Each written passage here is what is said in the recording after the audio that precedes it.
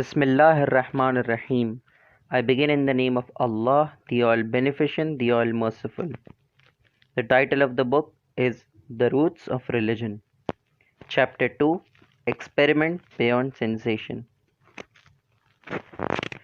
Whenever we see a beautiful building of great splendor and design, we can easily understand that its architect, master, builder, and mason was each one an expert in his own craft, and we discover from observing such a well proportioned building the knowledge and science of its builder.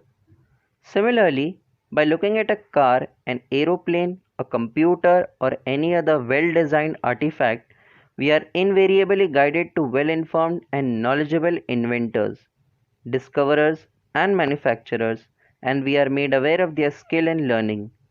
In none of these instances it is necessary to actually see the constructor of the building or the other object with our own eyes to testify to his existence.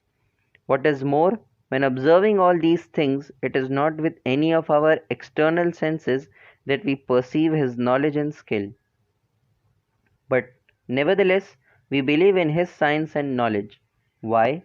Because that same orderliness which we perceived in the artifacts forces us to recognize the knowledge of their constructors. And from this, we reach to the conclusion that it in no case is necessary that something for whose existence we wish to believe in should be visible or tangible. How many facts are there which we are not perceptible to our external senses, but of whose existence we become aware through paying care and attention to what effects they produce? For every wise man understands, without exercising too much attention, that there can be no effect without a cause, nothing orderly without wise and knowledgeable designer. On this basis, we can divide the things of this world into two categories. Number one, things which are evident to one or more of the five senses. We observe things with the eyes, we hear sounds with the ears, and we become aware of pleasant and unpleasant smells, bitter and sweet tastes, hot and cold, rough and smooth by our nose, our tongue, and the skin of our body. Number two, things which are not perceived by any one of the five senses but whose existence we can deduce by considering their effects. These effects are not all of one kind. Some are material and some are non-material, that is, they are without material limits or properties. We shall mention here a few of them. Number one, electricity. We can never merely by looking at two wires, one of which is electrified, determine which of them has an electric current. We can only discover the existence of this current from the effect of the electricity. Example, a lamp being lit. So, electricity is something which exists although our eyes cannot directly see it. Second, gravitation. If you let go of the book which you now have in your hand, it will fall to the ground. That is, the ground will pull the book towards itself. This power is something which we do not directly perceive through our senses. Gravitation is again one of those things which is not visible, but of whose existence we feel sure through observing the falling of bodies, which is its result. Magnetism. Third, we place a magnet besides a piece of iron. Externally, there is nothing except what we see. But when the iron is pulled towards the magnet, we understand that in the space around the magnet, the phenomena of magnetism exists. Fourth, invisible radiation. If we shine white sunlight through a prism, we see on the other side of the crystal six colors, that is the spectrum, which are red, orange, yellow, green, blue, and violet, famously known as the Vibgyor colors. This side of red and beyond violet, no more colors are to be seen. However, scientists have discovered that in the place where the eyes see no more light, further colors exist which have heating and chemical properties. These lights are called infrared and ultraviolet. In the year 1800 AD, a physicist and astronomer called Herschel conceived the idea of researching into whether radiation existed beyond what the eye can see. He gradually altered the position of a thermometer placed on a screen on which the six-colored spectrum from red to violet was projected, and exposed it to the various colors, measuring the heating effect of each of them. When he got beyond the red, he discovered that the thermometer indicated greater heat from this. He then became certain of the existence of invisible radiation called infrared radiation, which produced more heat than visible light, and this same heat, which is a result of the radiation, convinced people of the existence of infrared radiation. At the same time, another scientist called Wollaston placed a quantity of the chemical compound silver chloride beyond the violet end of the spectrum, and, contrary to his expectation, he discovered that in the place where light did not reach the eye, there existed a factor which caused the silver chloride to darken.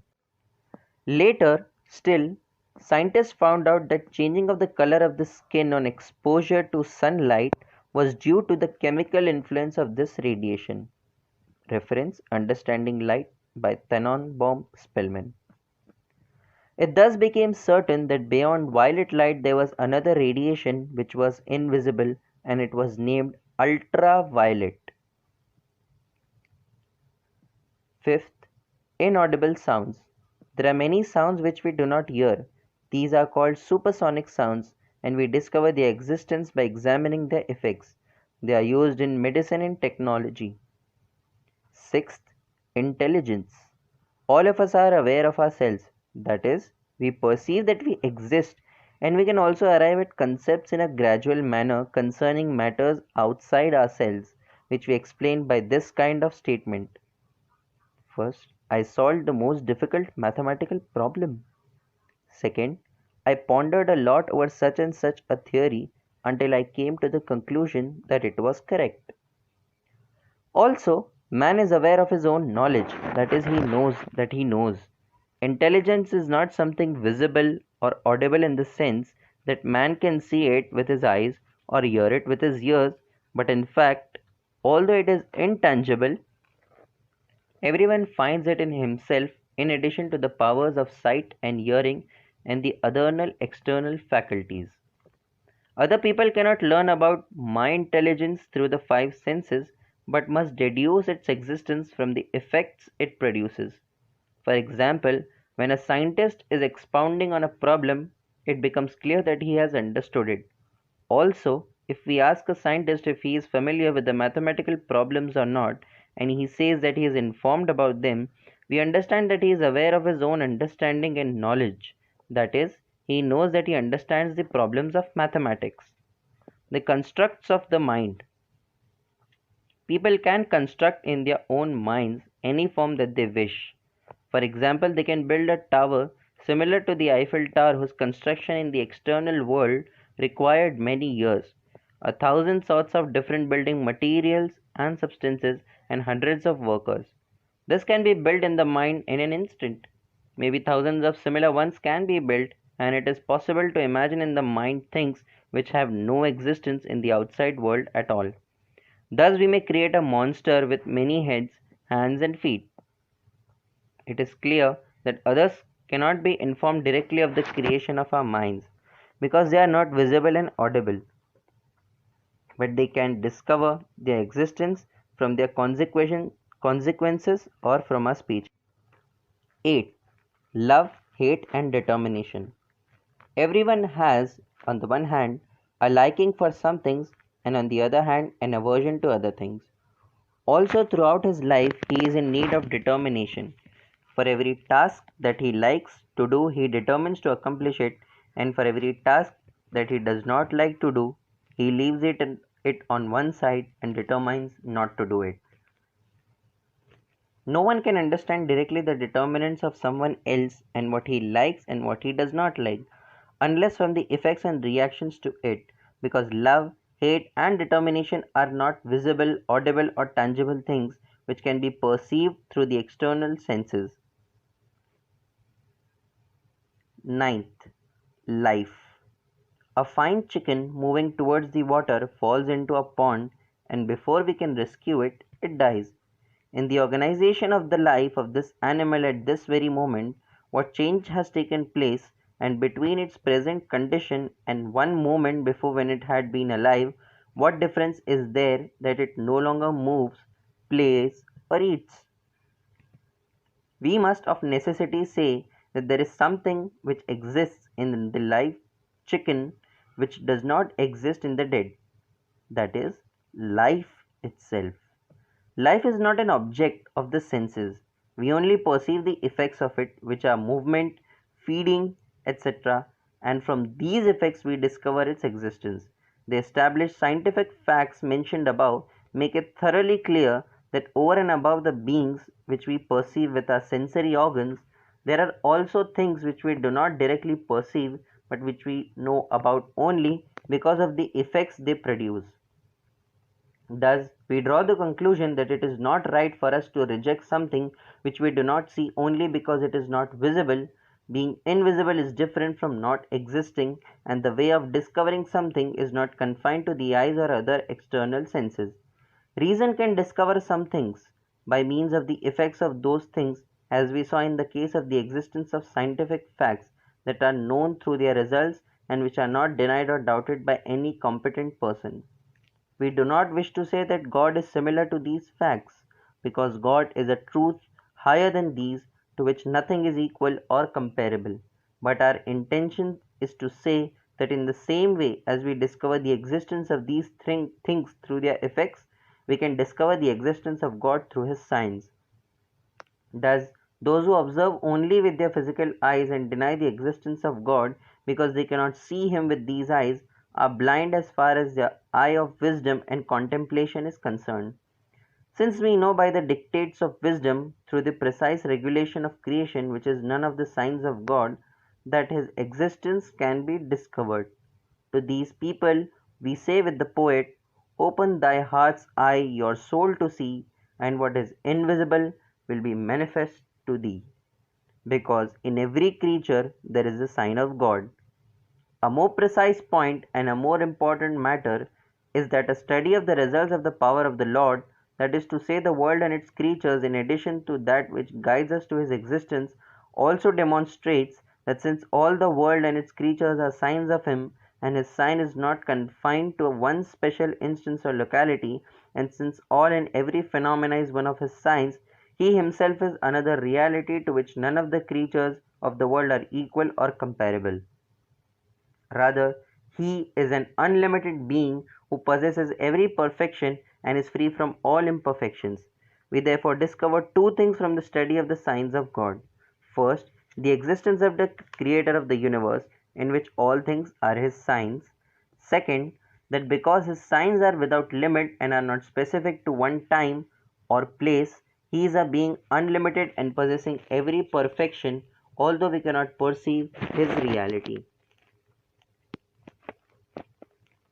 Muhammad bin Abdullah Khurasani, the servant of eighth Imam, Imam Ali ibn Musa Raza, said, "A group of men were sitting with Imam Raza alayhi salam when one of those who deny God came in.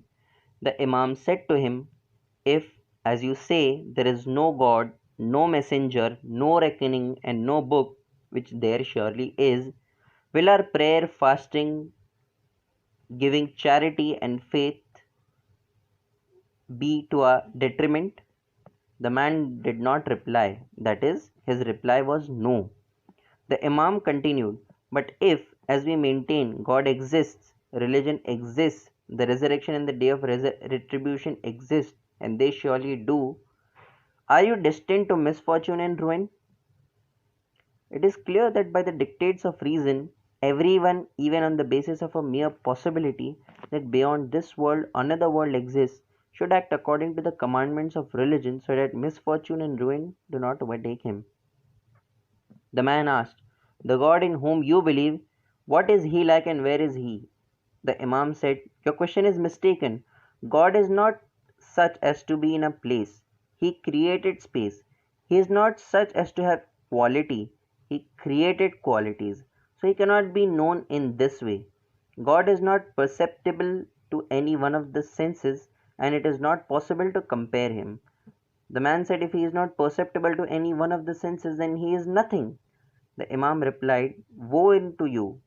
How small is your capacity for thinking that since your senses are not able to perceive him, you deny his lordship?